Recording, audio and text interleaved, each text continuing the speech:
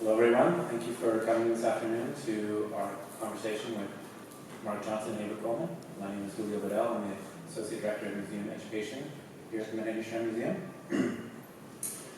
As a university museum at UC Davis with rich experimentation, one of our goals is to bring in visiting artists and connecting them to faculty, students, and the community. And we do this in order to exchange new ideas and share our research. Earlier this week, Marc met with Professor Darren Martin's experimental film class and with MFA students in their studios. And he was sharing parts of the conversation that you'll hear today. I'd like to thank both Marc and Aebhric for sharing their afternoon with us, and hope this conversation brings new insights into Marc's creative process and the Kramlich Collection's mission in advancing media art. I'd also like to thank Betti-Sue Hertz, who's the guest curator of the film YúYú, for helping producing the exhibition and the program. Betti-Sue is an independent curator, and prior to YúYú, worked with the Manetti Shrem in curating Pia Camille's Pot for a Latch as part of our grand opening. Previously, she served as Director of Visual Arts at the Herbert Bueno Center for the Arts and Curator of Contemporary Art at the San Diego Museum of Art. Betti-Sue?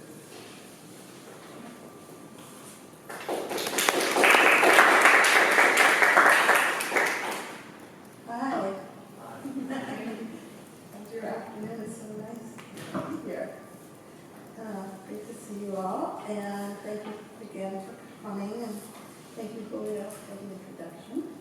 And basically, I just wanted to briefly say that what we're going to hear today is an amazing conversation between two men who have known each other for about 5 years.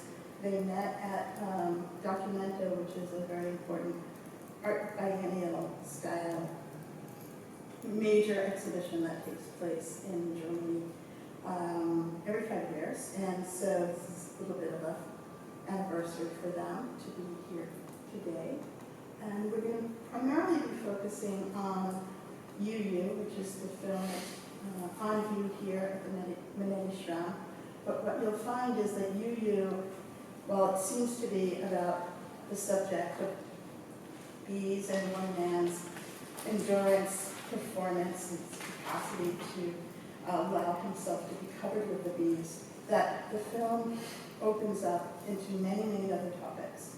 And that is what I'm assuming we're going to hear about. And I think it'll be a little freewheeling, but that it'll come back to what are the topics that are sort of embedded in this film, and how can we start to see it differently in terms of its influences, in terms of what it's saying and what it's about.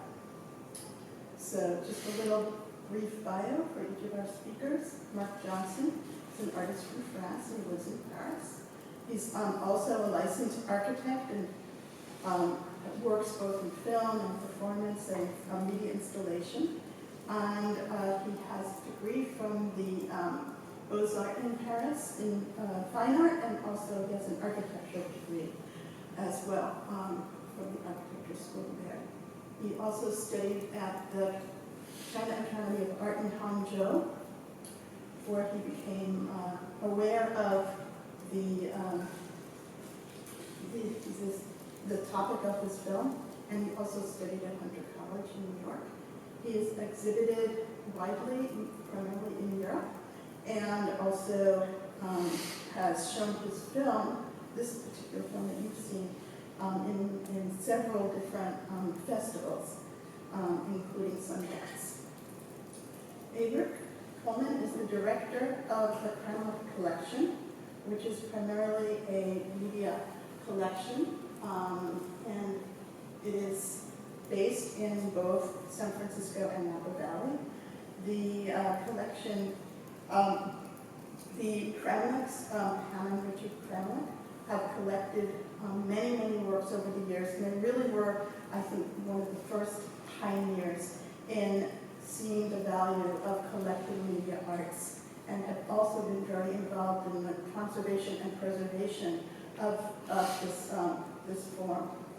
Their new home was designed by the architects Herzog and de Morin, who are also the architects of the Young Museum, for those of you who've been there. And other than that, Aebhric is originally from Ireland. You'll be able to tell that once he starts talking. And previously, he organized a variety of exhibitions and other art projects in Europe.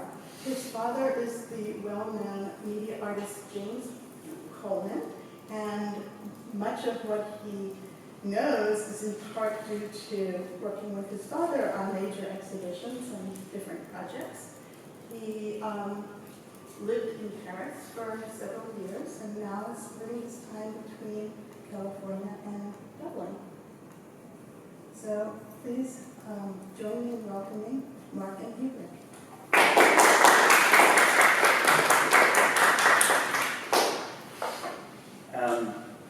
Well, it sounds like the mic is on, which is good. Thank you so much for coming here this afternoon. Thank you, Rachel, for the invitation, and to Randy, and for putting on a really great presentation of YúYú. It looks wonderful in there, and we're thrilled to be collaborating in this way.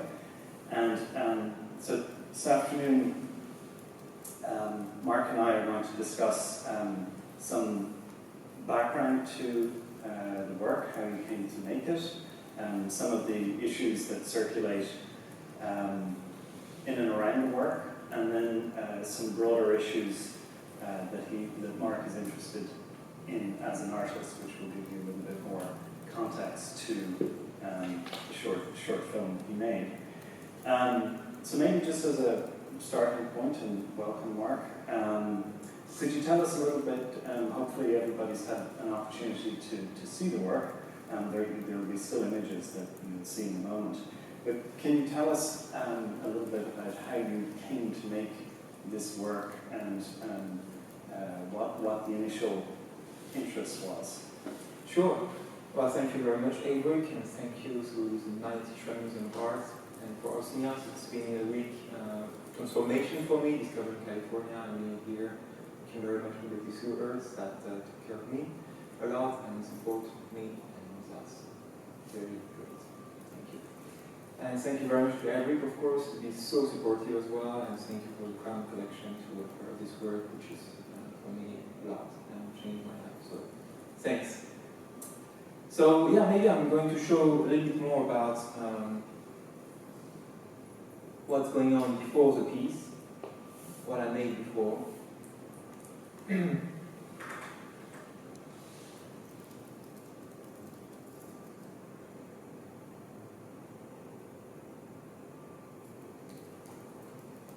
going to be a little bit crafty here, but that's okay.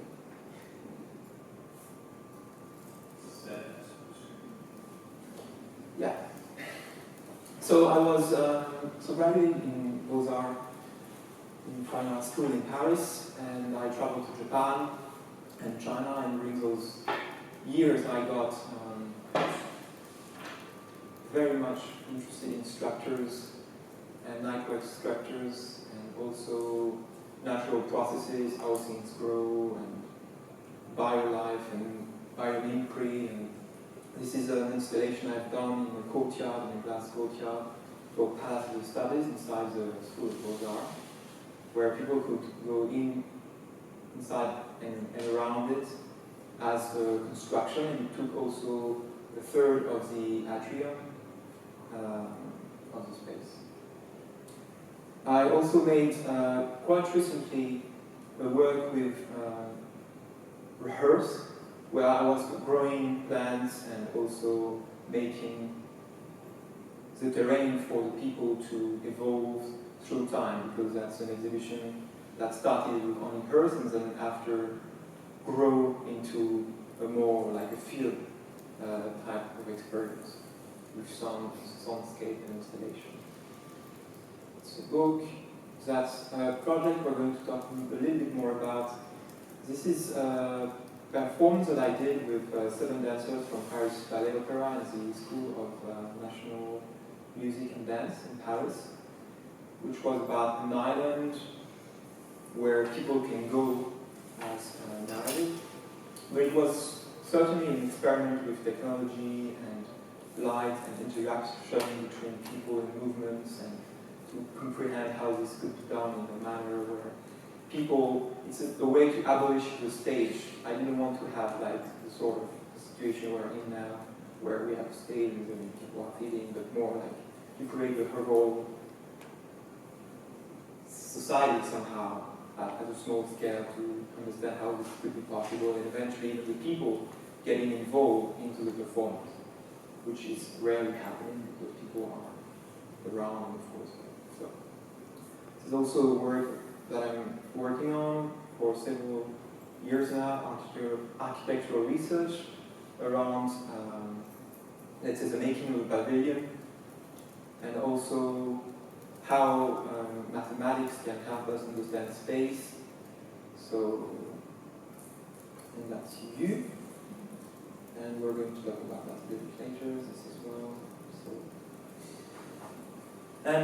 So I studied in China architecture, and I came across an article about a beekeeper performing a rite of spring. And I said, well, that's really much related to what I was actually interested in as an architect, but also as an artist, which was somehow how belief in people can make them do things, and how this process of undertaking a communal rite of spring at the beginning of April was under consideration in that community. And prior to that, so basically the first question that Aebhric told me first was like, well, basically, how are we going to talk about it? And I said, well, he said to me, why bees and why China? That's a like simple ground, but actually it's efficient. So, do you have questions maybe before that, or are we? Yeah, no, you can continue. I mean, just to flesh that out a little bit. The you had when we met a few days ago, you had mentioned that maybe just to describe a little bit the context of how you were originally in China, and then the process of really what sparked the interest in doing this film. Yeah. So after studying, then it took me 3 years actually to find this beekeeper, because it was very hard to find one specific Chinese out of millions of times. So it took me years, but also it was something about persistence, because I had to be permanent in like the effort and the motivation of making this happen. And a part was that for me it was really crucial to, when I identified this story, I said it's exactly where I would like to express certain ideas that I had in mind and certain things that I'm attached to, such as posthumanism, maybe we'll talk about in favor, and the Anthropocene, and climate change issues that I wanted to gather together. And I had sent a reference as well. Then I was very much soaked into Japanese culture. I spent time there 10 years ago. And Chinese culture as well, and cinema in China. So I came across this piece as a reference, which I find really interesting, which is a burial suit made out of jade and gold as a sort of protection, and also its many different elements, like in textile. And there is also this other film that played an important role for me, which is called Guidan, which is a 1964 film, a Japanese one made by Kobayashi. And maybe I'm going to show you, maybe as an introduction, this short piece where this ritual is happening. So this is a tale about Hoichi the Hearless. And basically, one night he's sitting, he's blind, in the temple, he's alone, he's the guardian of the temple, and then he hears a voice. And he doesn't know who he is, and this is actually a ghost. So the next morning, he tells to the chief, well, somebody talked to me, it was weird, and he said, yes, it was a ghost, we have to protect you. So this is a scene where they are protecting him, and this is, you will see why I'm presenting that. It's about 1 minute.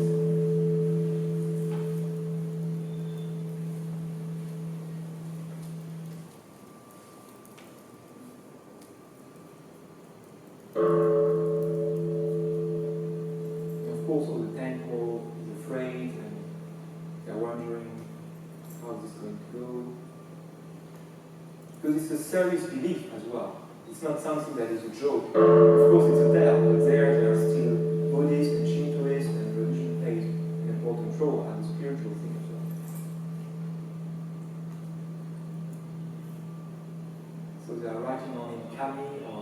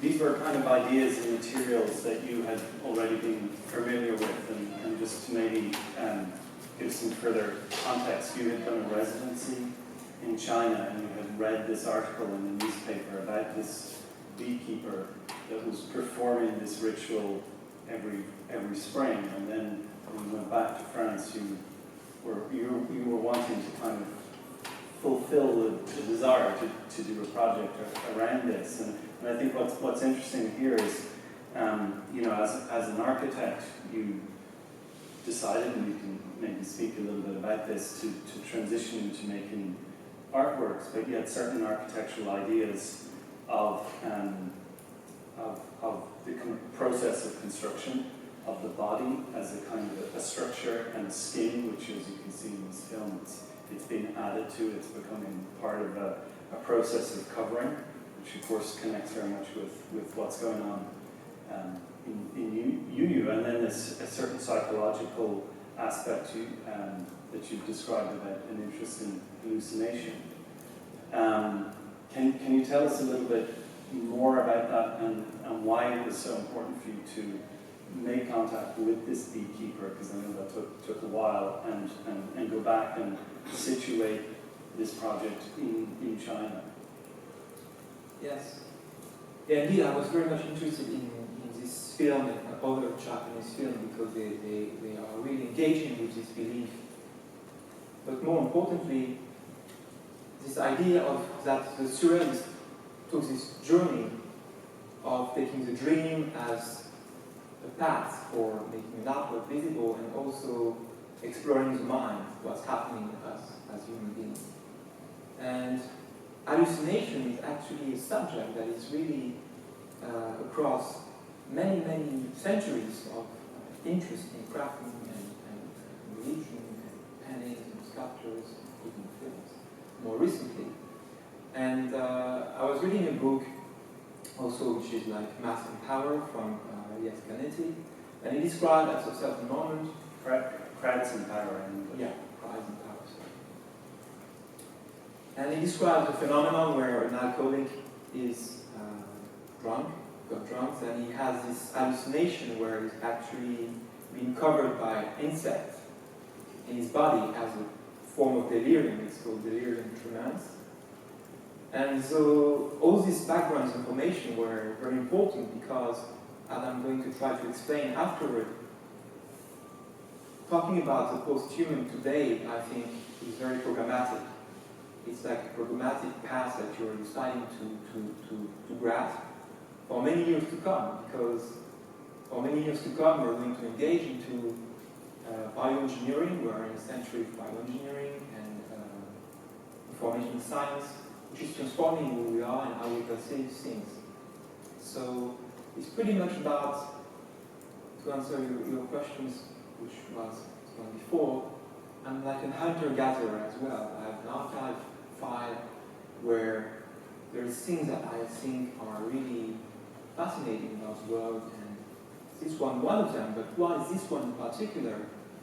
It has to do with this idea of the martial art as well, when I was talking about it before we met here. This idea of being in a sort of a combat with yourself or with other people, and at some point you have to escape. You have to escape, it's called the escape, so trying to get out of a position. And I felt that this was exactly the focal point, let's say, of transformation for my work as well, of interest between architecture, sculpture, drawings, and the film suddenly appeared because it was obvious that for me it was the right medium to do it. So that's about the beginning of the story. So you were already at that point, you were taking kind of quite ideas of psychological development, self-analysis, the body, the process of transforming the body, both kind of within and from without, and taking this phenomenon of a beekeeper who, maybe if you just talk a little bit about because like you said earlier, this idea that belief makes people want to do things. Maybe just speak a little bit about the beekeeper and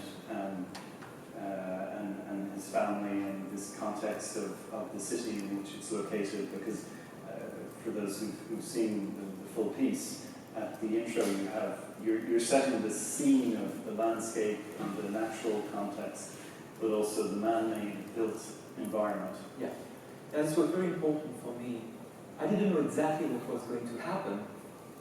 However, I knew, because I wrote it before, that it was going to be about evolution, going from one point to another, and starting at a point where it was before mankind. And this was the geological rocks that you see at the beginning. It's like something that is before mankind and probably going to be there after us as well. It's like something coming from the cosmos, and it's very strong and very thick. And after you move to a more earlier form of agriculture with terraces, and then eventually you get into the city. And for me, this man was very much what's coming after this eventual, this possible alliance between human and nature. What was? Is this possible? Is this going to be a struggle? How is this going to work? And in the process, I was very much interested into close-up. And I was also a big fan of this French filmmaker, which is called Chongqing, and this quote that I like very much about the close-up, which is, I will never find a way to say how I love American close-ups. Point blank. The head suddenly appears on screen, and drama, now face-to-face, seems to address me personally and thrills with extraordinary intensity. I'm hypnotized. Now the tragedy is anatomical. And this anatomy and the drama was very much related to the history of performance as well. And as I'm quite young, then obviously I'm looking at all those masterful people, which they are Aebhric, Coleman, Marc Kramlich, and all the others. And I was trying to find a specific location where there was an opening for me, where I could express myself without stepping on the field of others, even though I was trying to find my family, but also, in a way, trying to find where, as as a pedigree, let's say, I would like to be. And this was in between William Kramlich and Coleman, and also Zygmunt Polke, even though the painter. So that's how I advanced into this.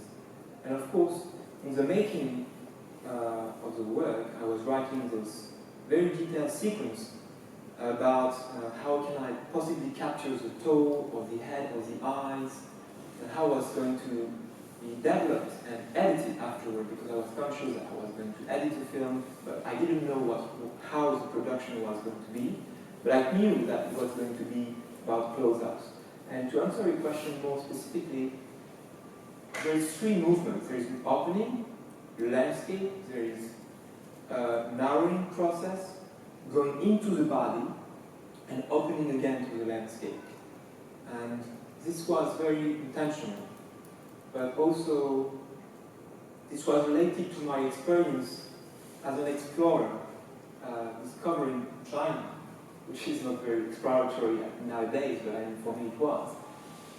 Crawling myself into the landscape, let's say, walking into the landscape, in the experience of the beast, crawling into the body, as more or less scaled up and down thing. Like, this was also something I was conscious about. There was something about his body, but the body, as we are in China, is not the body we think about, but is the body which is alive. And the earth, I mean, for them, is alive. It's an animalistic thing. The rocks are alive. And actually, this first rock we're seeing at the beginning of the film is called the heart of the dragon, which is linked to the Chinese mythology. It's called Sku. This is a constellation that is related to it. And this is very serious for them. It's this idea that when you construct a house, you have to place it in a very specific manner and it means something.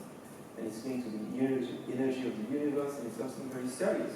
Maybe in Western countries we take it as a joke or something not very scientific. But for them it's very serious, and I think it's important to, first of all, respect that and try to understand it. And in that direction of trying to comprehend also what was the right path for this film. Because even though it's kind of open, crafted film, I recorded it, but then I edited it as it was almost, like in terms of timing. And you can maybe feel that in the film. It's not very difficult. It was not like a difficult editing. It was something quite obvious.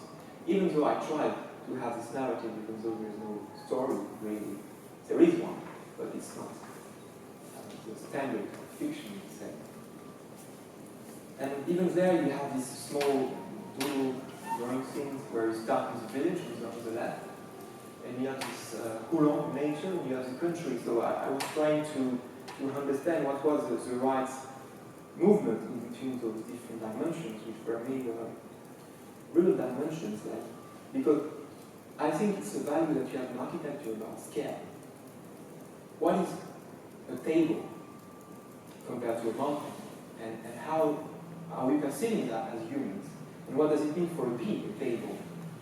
And there is those scientific advancements that we comprehend how the eyes of the bees, for example, is sensitive to magnetic fields, and these magnetic fields help us as we have highways. So magnetic fields for us, for them, is very important as well. So I was aware of all this, and I thought that this trajectory, even though it's not something that you can see in the film, I mean, you can see it, but not in the way that I'm describing it now, but it's something that I was aware of, and I was trying to come across. What is invisible in the film? Something we talk about, what is not visible, but it's there anyway, somehow.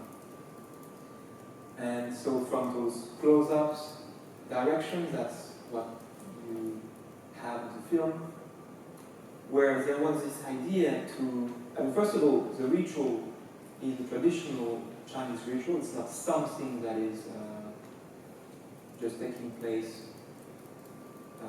randomly, but it's something very specific. In the first week of April, which is where the bees are producing the honey. So it starts from the bottom, from the foot, up to the head. So the ritual has to happen in a specific manner, like down, because down is the earth, It's like something very pagan, very, very peasant. The earth matters because that's where we come from, and that's because nature is there and we're going to evolve on top of the head. So, and we tried a couple of different scenes with Shi Xiaobin, which is the name of the beekeeper, Shi Xiaobin. And he was very reluctant at the beginning to do anything with the camera, actually. And even though I didn't came with the camera and said, I want to interview you or something. But it was a discussion over maybe 3 to 4 months. And he refused to talk to us at the beginning because I was native Chinese, and you can imagine that my Chinese is less than my English, right? So it was quite difficult. So a friend of mine helped me to find him and then to talk to him and to convince him that it was an interest to his community, because it's also a community-based beekeeper practice. Beekeepers, some of them are nomadic people because they have to find the right plant for the making of the right honey. If you want this flavor, you have to go where the flower is, etc. So they are based in Chongqing actually, but they are moving thousands of kilometers sometimes to look at the specific honeys. And then how this plays a role, the close-up, in the emotion of the audience as well. I was aware that by producing those close-ups, you create such an effect of being not. So you are kind of casted or closed into this, not cage, but there was this relationship between the cage where the queens are, and this idea to, as a movement, like how does the camera embrace the view and embrace this narrow corner that for us is small, it's a narrow here, but for the bees there is plenty of value. And those things. And it's interesting in seeing these stills because you're on a journey where, as you say, you've structured it very much as the kind of introduction of context, so that as a viewer you see where you are, you go from the natural to the built environment, and then to this person. But then also the bees as really, in some ways, the main subject, because that, for the beekeeper, it is about a way of life, tradition, that of beekeeping, but then also this ritual, and then the community that bees are. And there's been a lot of writing over many, many years, but even more recently, about how the importance of bees for all our food and for agriculture, and some of the challenges that exist everywhere now, through insecticides, through pollutions, through having to be more maybe migrant workers than we would wish to be. And so I guess it's interesting that the way in which you film this and these close-ups and everything, there's that aspect where it's a documentary, because you're recording an event and you're there like you would any newscaster, but yet you have these cinematic moments, and it's clear from that background that you're looking at and interested in very kind of avant-garde techniques of dealing with ideas. And yet you're bringing the audience kind of up very close in this way that, I mean, I've been with some people when they're watching it that they're really quite disturbed when they're watching. You know, we had Marc over on Friday evening to the Kramlich's house in Napa, and we watched the work in a room like this on a big screen. And I was sitting beside somebody who's a fantastic guy. He's a technologist. He has worked for LinkedIn, and he was totally creeped out.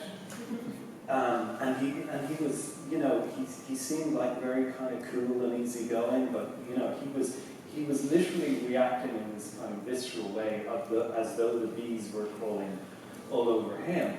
And I think that's what's interesting, because there's a certain formality to how you've filmed this, but yet with these close-ups and everything, it does become that you're really brought into that.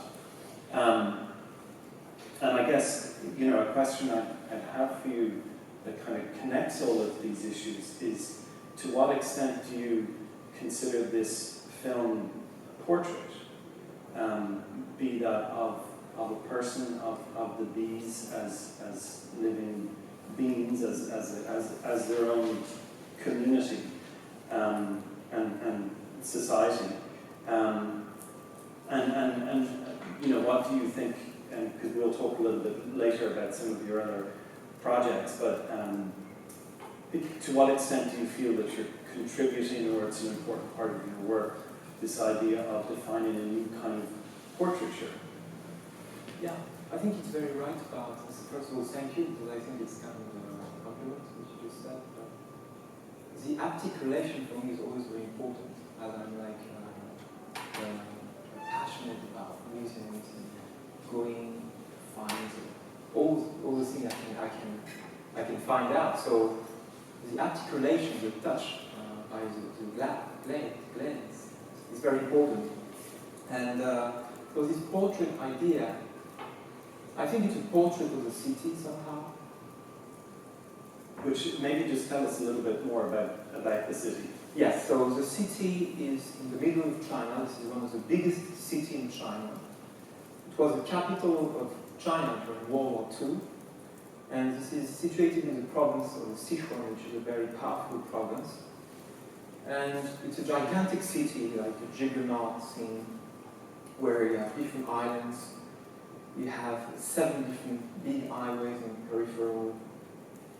And there's different social classes, of course, and it's still quite remote from the central power of Beijing. It's 1,000 kilometers from there. And so, yeah, but this idea of a portrait, it's also a portrait of this beekeeper, of course. It's like giving him a platform, even though it didn't look so much for it, but it was important for him. So, I said earlier that it was a self-portrait when we discussed earlier. Somehow it's a self-portrait of what I think, but it's not a portrait, like me. Yeah, there is a portrait, but it was a way to find the proper place, like I said before. How could I cast myself into this pedigree, this family of people that I admire, and in the rightful way. And for them it's very important. Maybe portrait, it's also something you can define portrait with the family. Family is portrait somehow. And they are together all the time. This is his wife, Chongqing. And of course, there's the stepfather, there's the cousin, so it's like a community. And within this community is somehow the chief, the patron, I think. And so he has to endure this ritual in order for the honey to come. It's like wishing themselves good luck for the honey to come. Like in Middle Ages, we were throwing wine into fields, hoping that it was going to bring more crops. So does this answer a little bit of your question about portraits? Yeah, I think I find the idea of portrait, when one thinks of it in a broad context, quite useful, because you can bring in so many different aspects. And I think your decision to document somebody who you know, in the sense of who's identified,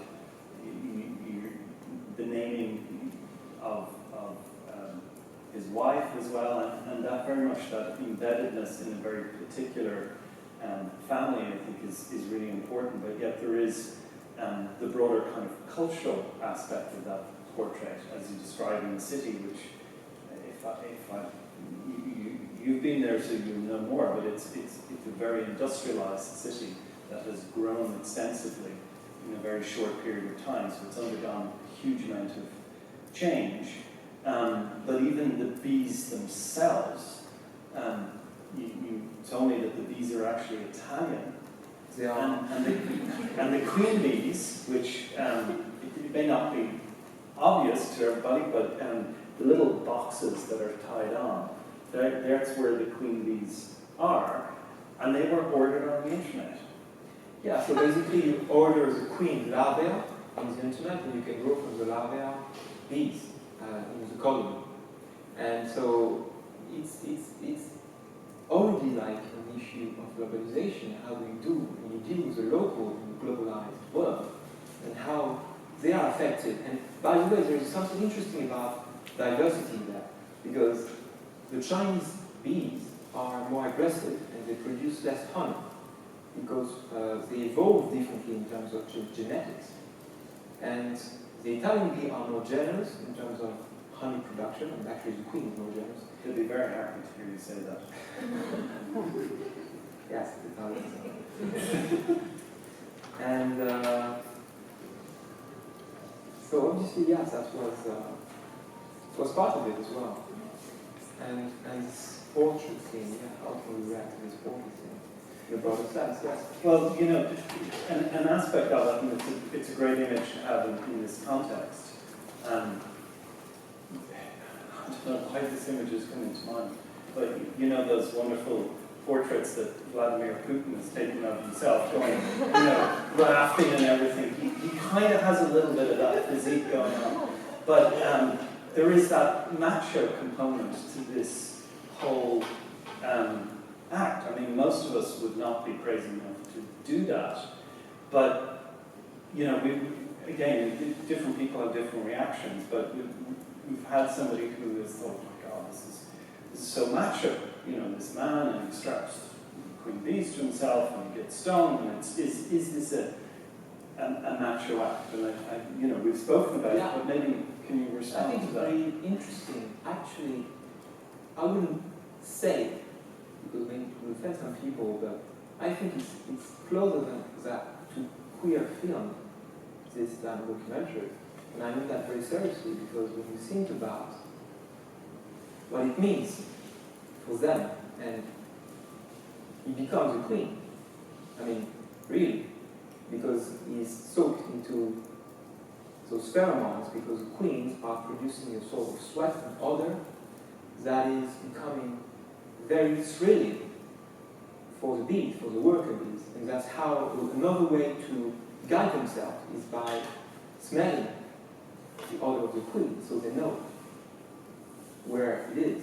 And that's for them their only purpose in life, which is another side of the society of the bees. It's very fascinating and passionate about. So I think he becomes a woman, he becomes a queen. But he becomes even a trans species. He's across the species. He's not human, he's not bee, he's in between. And I think it's very serious. Because as I truly think, and I'm not the only one to think that we're living in a century of bioengineering and genetics and genomics and science, information science, we have to think about those issues very seriously when we can change part or the overall of our DNA and replacing part of the DNA with other species to cure certain diseases, which has been done in silkworms or in zebrafish or in other types of species. It becomes very intriguing who we are. Suddenly we thought we were one self, one, a sort of unity, but in fact, quite recent scientific advances has shown that we have 100,000 neurons in our stomach, which is about as much neurons there is in the dog, so it's quite intelligent, the stomach. It's like a second brain. And they found billions of bacteria in the gut that is responsible for sending different emotions, and it's something that we are discovering more and more, very seriously. And there is, I suppose here, I found actually some faculties working on stem cells, and they are trying to find out which type of bacteria are evolving, and what does it mean. And we can even address certain diseases by introducing bacteria which are good for the guts as a diversity thing. So when you actually eat a yogurt, there is probiotic in it. This is a lot. You're actually eating bacteria when you're eating yogurt or cheese. And that's why some people are very reluctant to it, but it's very serious. So I think it's not at all a natural thing for me. For him, there might be an aspect of being the chief of the community and being courageous as well, because it's like he really endures, like Hercules, you know, it's like becoming a hero of some sort. Because at the end of it, he wears 50 kilos of beads, which is about 2 million beads. There is more or less 400,000 beads. About 100 pounds. Yes, 100 pounds. It's kind of a lot. And there's this aspect of like being Hercules, but for me, it has to be taken very seriously that they believe that if they don't make it through this ritual, then the season is going to be completely ruined. I think it's not a joke. I mean, it does exist across the world that people really believe that by doing things, certain other things will happen. It's like superstition. But there's a long tradition, and even within the history of art, but in poetry, of the importance of bees, not just symbolically, because the Barbarinis in Italy had the symbol of the bee as a reference to kind of permanence and self-reproduction, Napoleon as well, but also sorry, I lost my train of thought for a moment. The aspect of bees taking on a role in the community. There's tradition of what's called telling it to the bees and actually speaking to the bees, and particularly in communities in Europe, it strangely, maybe for us nowadays, but even up until the 50s and 60s, that if there was a death or a passing in a community, they would go and tell their bees. And there was a kind of a mourning process, like a wake, that they would talk with the bees, because the bees become so important to the pollination and to everyday life, that relationship is really important in that way. And I think something you mentioned when we were speaking before was also the covering yourself with essentially another species. There's an aspect where you're kind of giving over yourself, and so that's in that frame is the opposite of being macho, because it's like at the end, the person disappears. It's the bees that kind of take over, but it is a communing, and I think we can talk a little bit more later, but the relevance of that in terms of the kind of philosophical and ethical aspects that tie into more recent thinking about how we relate to animals and nature. I think that's really an important part. And you have I know you have a slide there in terms of how you went about the post-production of the work. If you want to Sure. maybe speak a little bit about that. Yeah, of course. I wanted to talk about this because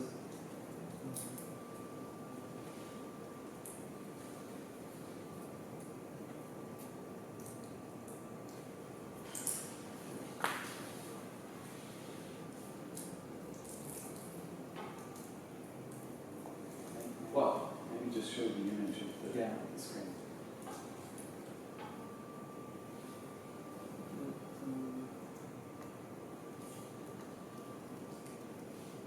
But there is no sound here, but it's just to have a context. Because there were several choices to make, just like about editing, so you take more and then you select things. And there's a lot of things that were kind of beautiful, but they don't really serve you they don't do you justice somehow, they don't encourage this narrative, and I had to find this right juxtaposition of different sequences. And yeah, I mean, I wanted to talk about post-production as well because it's like writing, and I really compose a piece like as a text somehow, some sort of comma. At the beginning, there is some duration, and then there is a 2-second water thing and dropping, just to bring some rhythm to it. And that's how I try to compose the film in terms of editing, to have moments where it's kind of boring somehow, for some people. And sometimes it's just that to take time. Because I think we live in a society where everything has to go so fast, and I just wanted to cast the environment to be very consequent about it.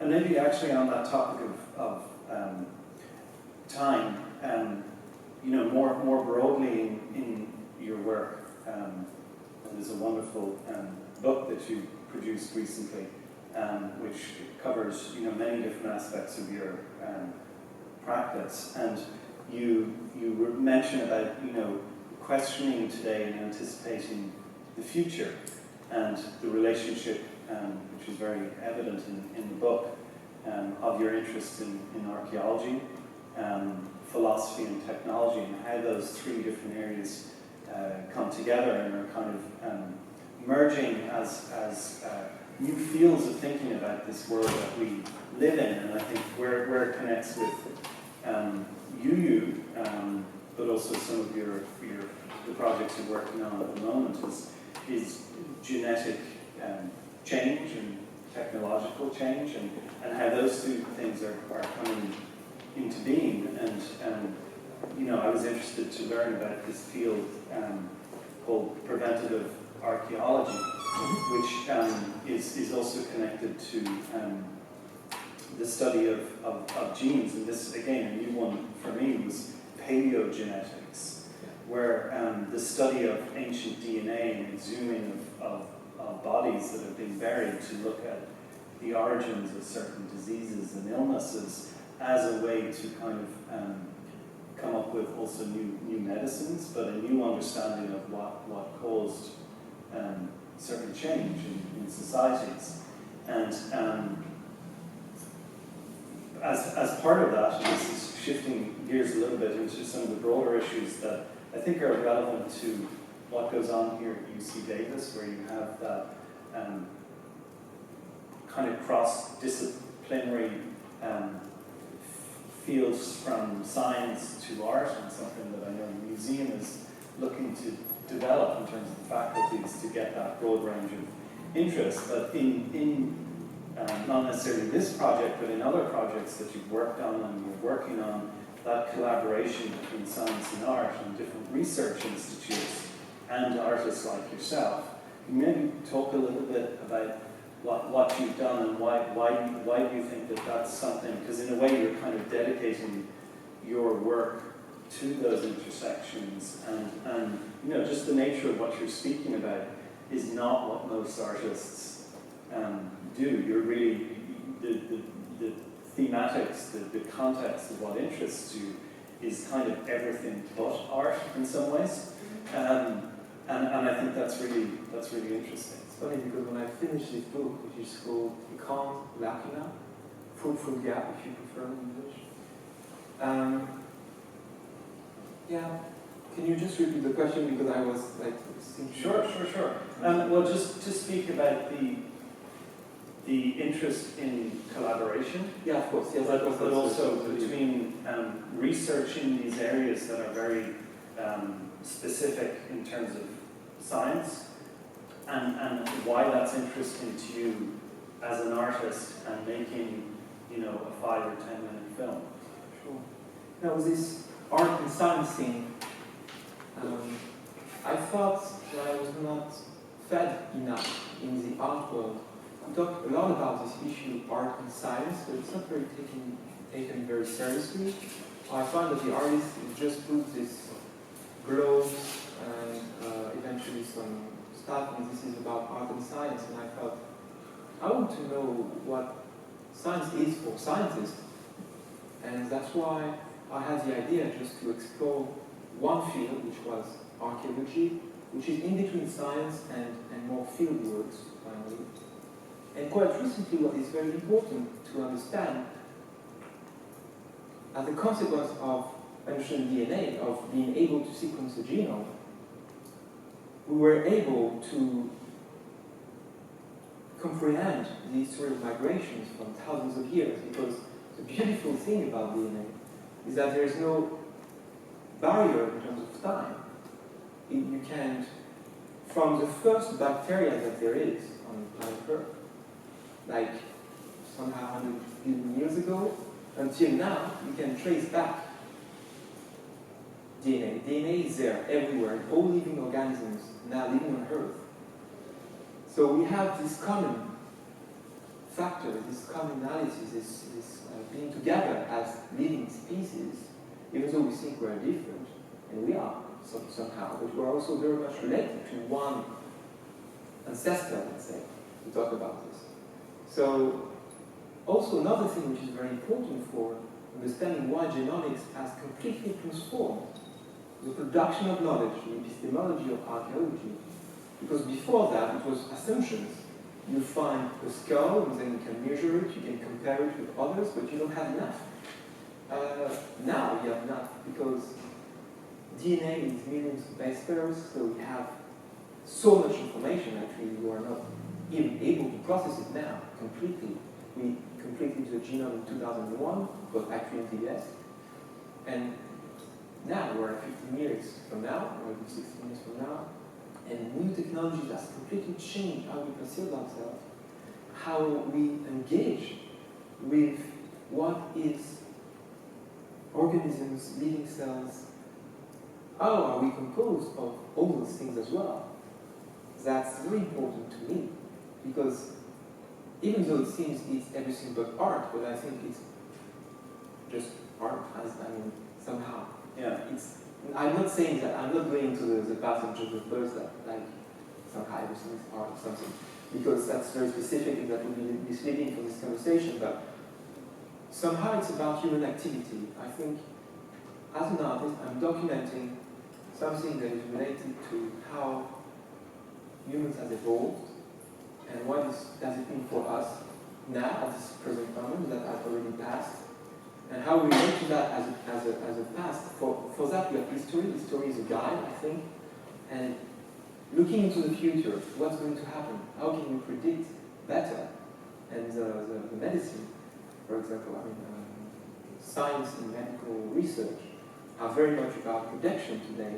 But before that, and even how we heal ourselves is very much you get sick, so you take your medication and then you get better. But it's not about how can we understand it now and how is it going to be in 10 years?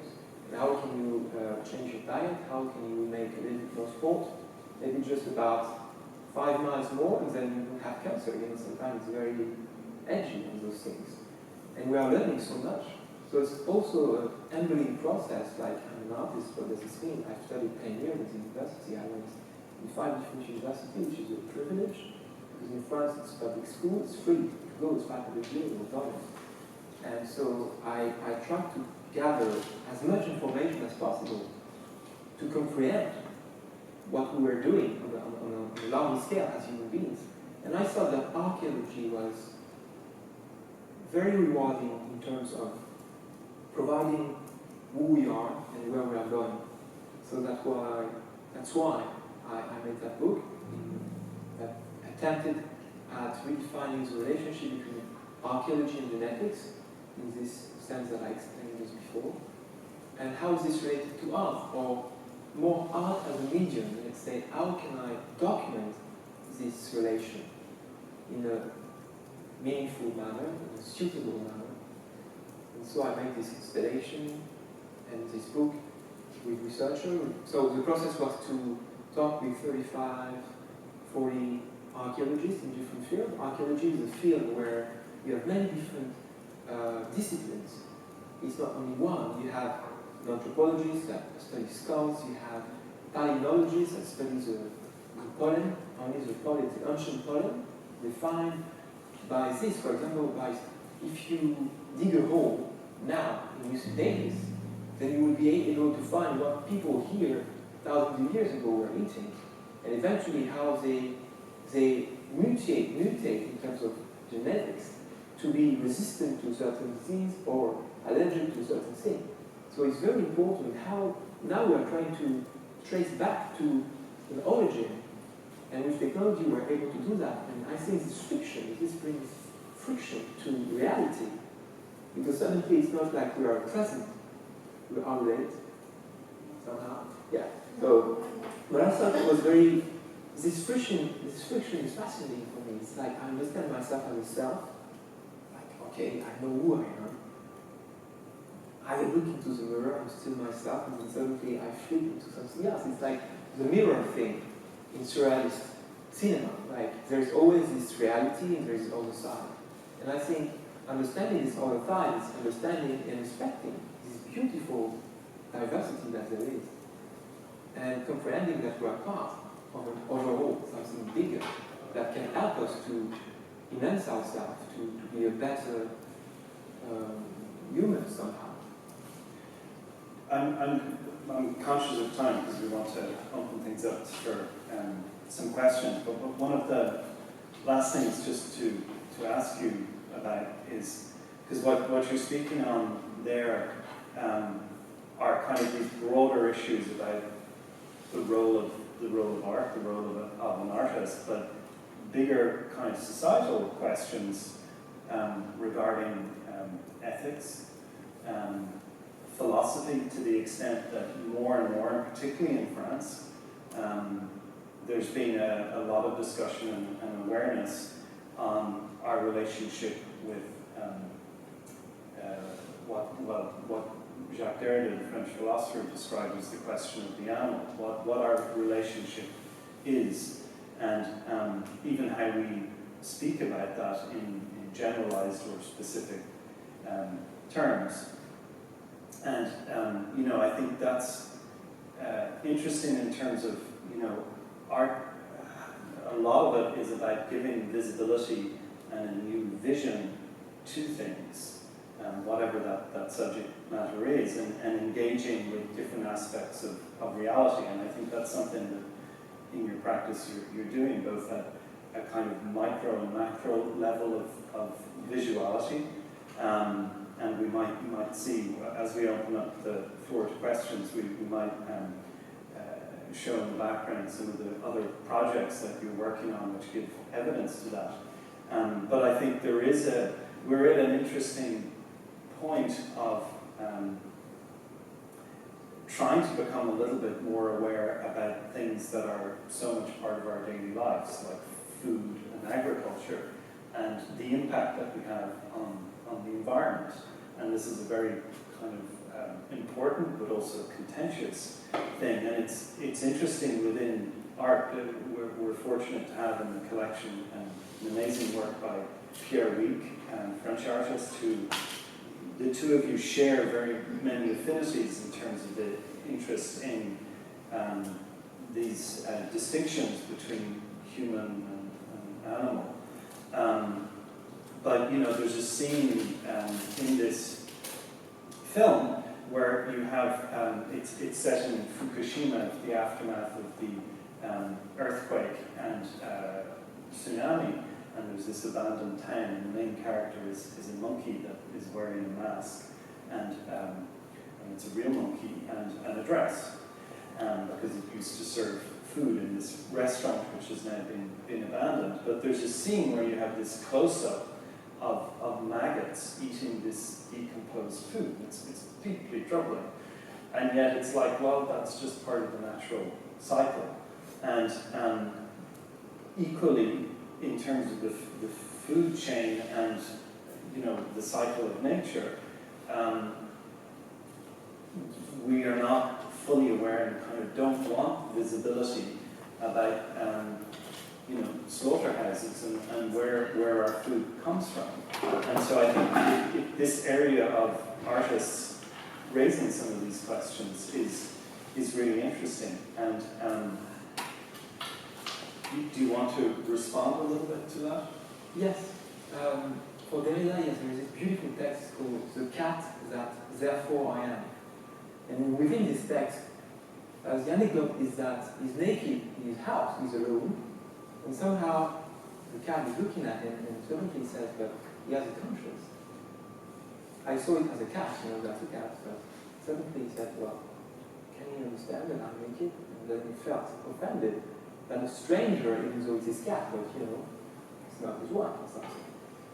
That he felt offended, and then he understood that there was a fundamental thing about differences in identity, that we have to comprehend that, because that's the key issue of today, that we try to do for many years, and even for centuries, we try to understand that, in ancient Egypt also, and so yeah, that's how I want to react to that, but of course, I think that's a very key issue as well, to say shortly, to comprehend those relations that bring frictions, that is hard for us because we, as you said, don't really want to understand some difficult moments, but yeah, I was watching a short video of the Slovenian philosopher Slavoj Zizek, who's amazing and quite a character.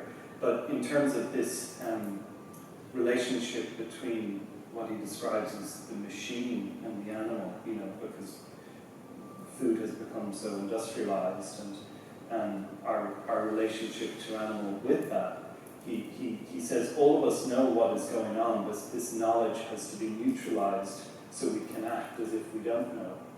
And I think that's an interesting factor in terms of where art engages in some of these issues and just raises questions that are, they're about bees flying around a person and covering that person, but the context, the broader context is... About this art and science also, something that was troubling me was that for scientists, art is sort of a joke. For artists, it's interesting, but they can't have really access to what's in there because it's complex and it's different path. But even though I think it's rewarding for both communities to meet. At a certain point, I'm not saying that I'm going to become a molecular biologist. Maybe I will. Maybe a scientist will become... You'll have a great autobiography if you do, from architect to artist to microbiologist.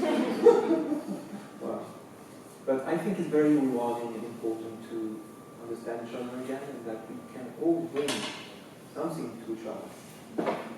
And especially now, where I think many people try to redefine something because we have so much knowledge, we have so much things out there, an history of civilizations, thousands of years. But there is barriers, and we understood that those barriers were deep, hidden in the sea, that were also on a microscopic scale, and that was out there in the universe. And this new understanding, and this quest for technology as well, which is sometimes irrelevant, sometimes important, to break barriers and understand new things, because we understand us differently.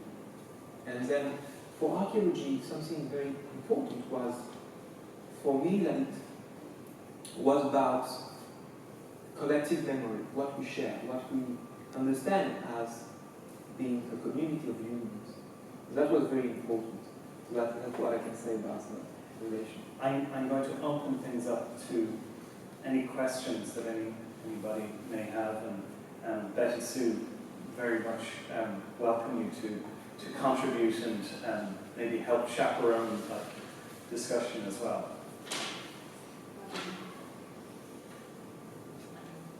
I guess I'm interested in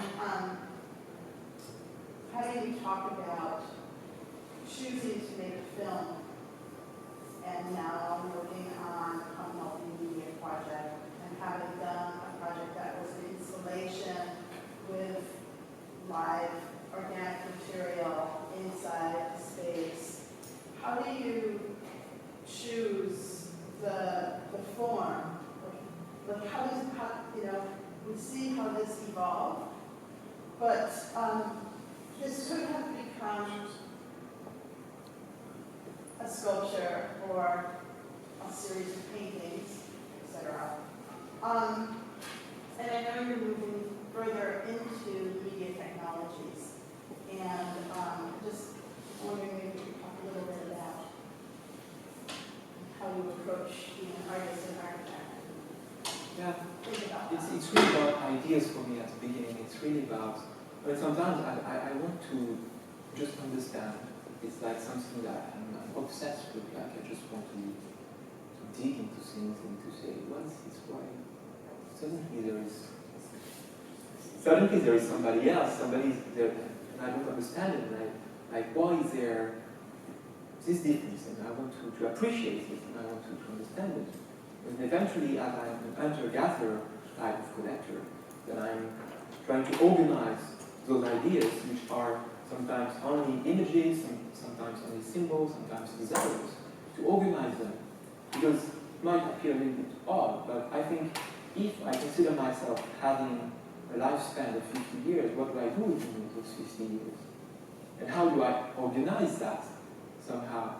Because I know that there is a certain barrier for me in terms of timing, like I cannot produce 10 projects in 2 years. It's impossible. So how do I prioritize somehow?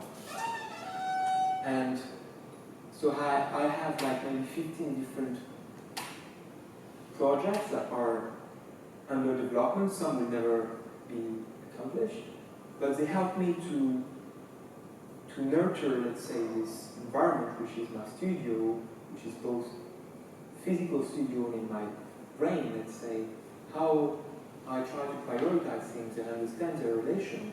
Because if I have the privilege and the chance to pursue my practice as an artist and to do 10, 50 pieces, 20 pieces, or whatever, how are they all going to create a fabric?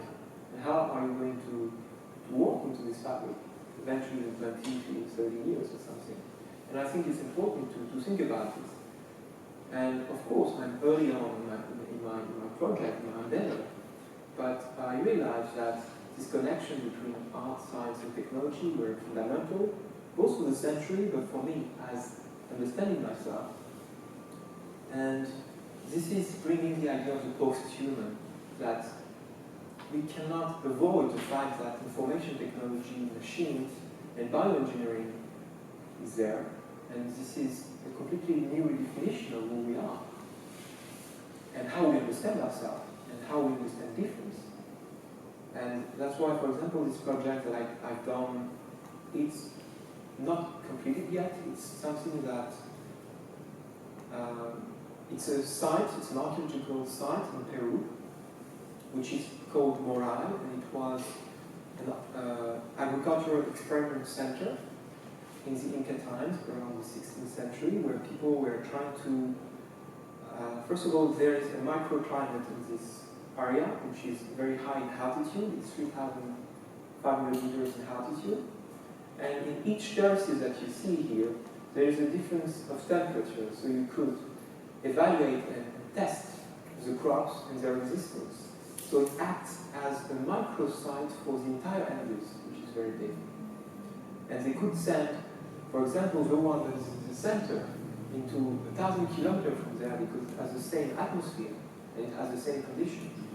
And I was interested in that as well, and how technology was already there before, and we understand it now differently and say, oh, they already were crossing the crops to comprehend the resistance, and it was early genetics somehow, without having a microscope. But it's all about the tool as well. You know, the tool is very important as a mankind, like how do you make fire? I mean, of course, it's like simplifying it, but I mean, tools are fundamental to who we are. And I don't know if I answer your question a little bit, but but I think part of what Betti-Sue is getting at is that an aspect of this work where you've done this scanning of an archaeological site, bringing sophisticated scanning technology to a site that had its own kind of technological sophistication, but yet the presentation of it, you're not making a film, you're going to probably produce performance, but that includes technology? Yes, yeah. It's going to be a performance and an audiovisual installation, whatever it exactly means, but more like an immersive experience where people can understand the monumental aspects of the site, but also understand the monument within us. If we take, for example, I think the next picture on the right, it's a bit blurry, maybe I can bring a video after, but on the right there, it's a super resolution microscopy. It's like taken into a living cell. I think it's within the neurons of a zebrafish, and there's already like something monumental about it. And even though it's thinner than the haircut. So, and how this is related to also the cosmos and the planets. So everything is about scale again. So I don't know, maybe there's a track that I should follow about the scale, being an architect and understanding the different scales. So.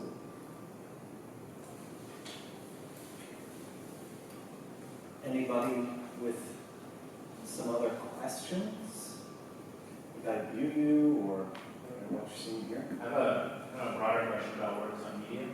It's coming from educator point of view. We were talking about this as a staff, is how does a visitor, or exposure to videos through film, television, and internet, how do we approach viewing the media work? Is it different from experience of TV? We view it in terms of painting and what we're familiar with? Is there a different way? Or should we approach it a different way? Or should we approach it as we were used to with other forms? In what sense do you mean? Just kind of breaking. Our job is to break the artist's work down and explain it to the visitor, and what tools can we provide for them to do that, and how do we explain it in a way that's familiar to them? Well, I think it's a really interesting and relevant question, and I think we find ourselves we're dealing in Kramlich collection with works that have been produced principally since the mid-60s up to the present, and there's in some cases large bodies of work that you can't easily access. And it's a challenging one for educators everywhere, I think, in terms of how to provide people who are studying this work, how to provide that access. And so at that point then it becomes a matter of the device or the display format in which you see that, and how do you convey the experience, because in some cases it's important to see the image large, it's important to have the good sound. And I think we're at a point where some of the changes that are happening with how we're generally consuming information has it's rapidly changed in the last few years. And I think that's something which in some ways can be to the advantage of media art. Because if you look at, for instance, Instagram, that has become the predominant platform for the art community to get their information about what's going on.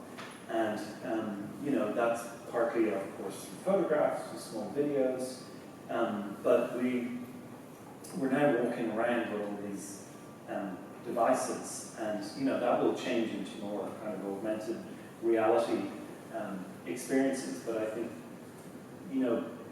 there's an aspect of trying to engage people in a way, and many companies, many businesses of all shapes and descriptions are trying to do that in a way that's compelling in a small and short format. And I think that's an interesting challenge from an educational point of view. But I think it's also there's a distribution method there which in terms of a lot of media art never existed before, and so people are more akin to be able to do that. Does that partly answer your question? Random question. I would love to hear more, Marc, about your what philosophers you read, and sort of what's the connection with, for you, with that whole kind of, it seems like you're engaging that larger question of being, and I'm just curious about that. Yeah, thank you for bringing that up. That's maybe an hour and a half. But, very quickly, I'm not going to talk about all this history of philosophy because it's very tiring, but there is one thing very important to remember is how human dignity concepts came across. And this is Kant, Immanuel Kant, that said that there is a fundamental difference between value and dignity. The meaning that you can't possibly mix the two. And that human beings, that's why there is human dignity, cannot be bought. So there is a fundamental difference between, let's say, capital and human beings. It's why we have big problems today because we are a bit confused when we overlap the two by thinking that we could eventually work, but it's fundamental to understand that. I think it's very important. And a more... It's the art of the deal. Sorry. Couldn't help that.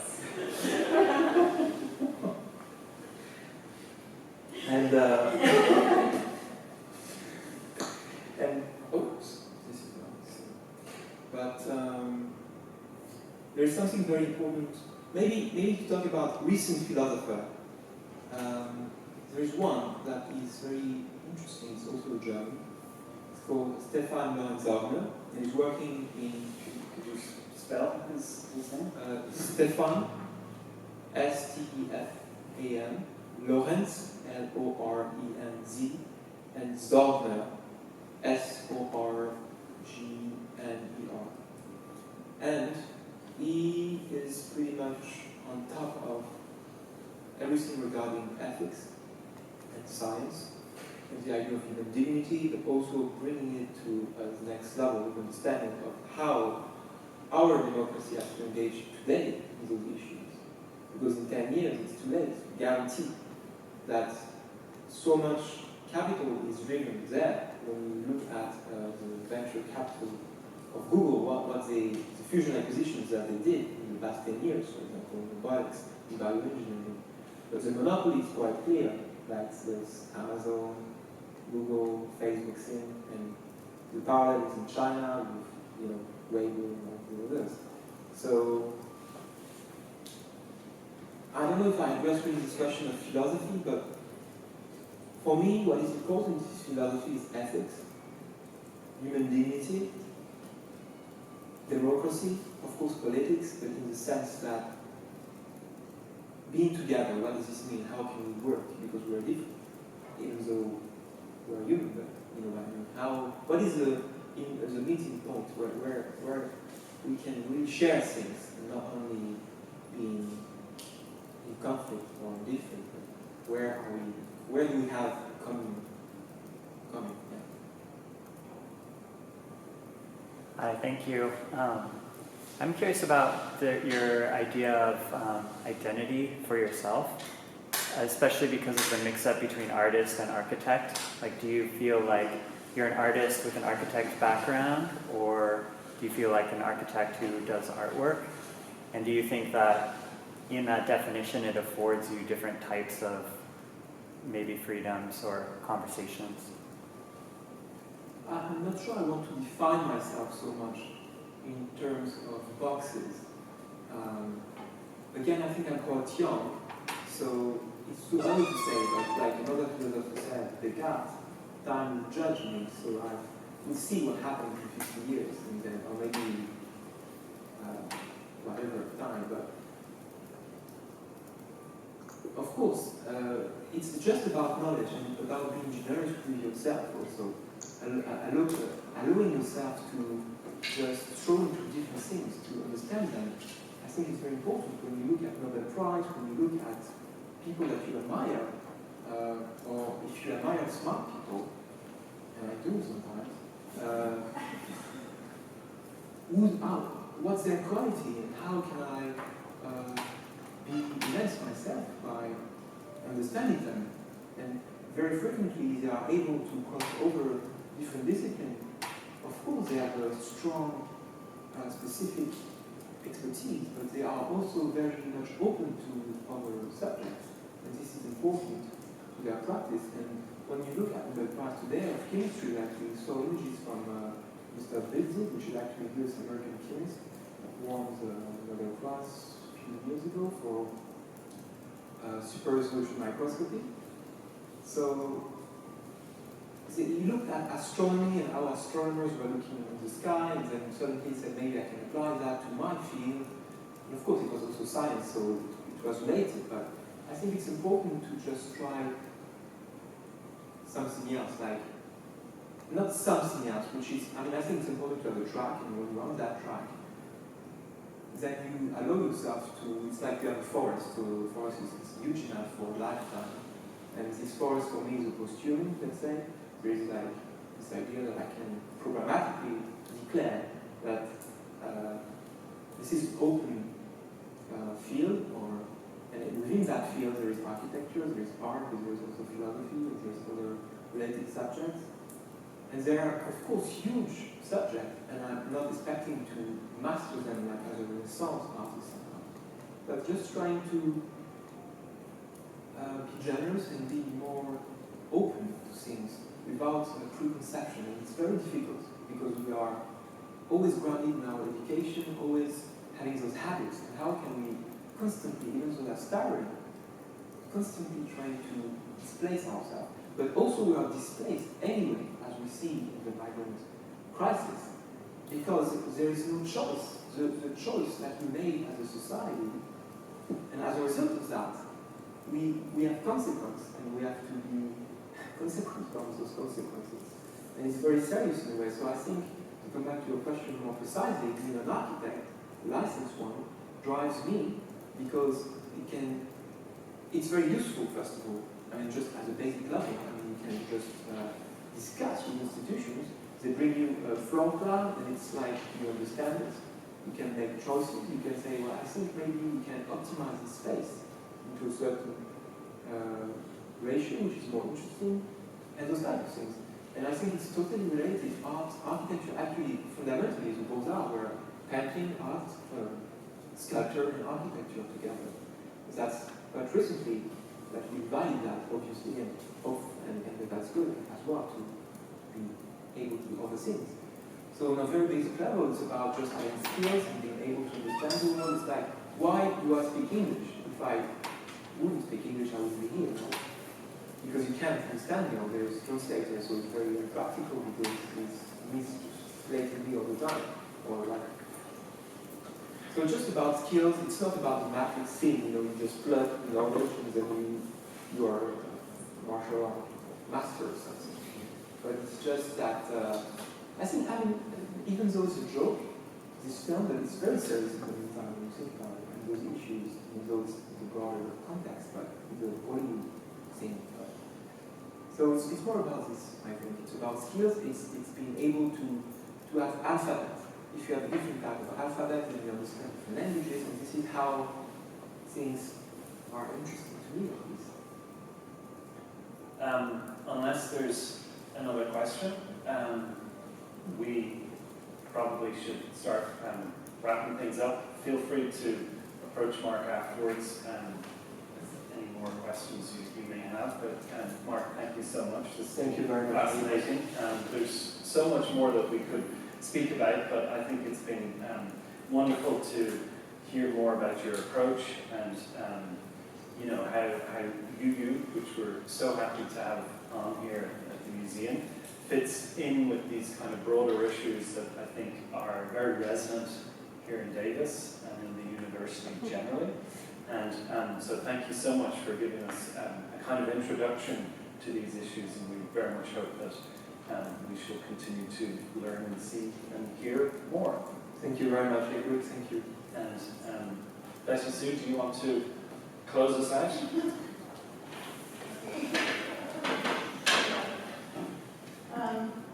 I just wanted to thank you both for such an engaging conversation, and I feel like we could be here for a few more hours or maybe have another session. And that's always a good feeling when you're being an event like this. And as I said earlier, I think when we see a work of art in a museum, we come at it with what we already know. And it then inspires us to go further into our own knowledge, into wanting to know more about the world. And what I love about hearing both of these wonderful people talk is that it doesn't stop. A really good work of art does not stop. It just continues to open up. And as we're guided through it by the artist or by the curator or by the critic or art historian, philosopher, we continue to have a relationship with the work. And for those of us who are invested in those kinds of questions and who work in museums and want to inspire others to think broadly and to open worlds for them, I think that this has been a really great example of how that can be done. So thank you. Thank you.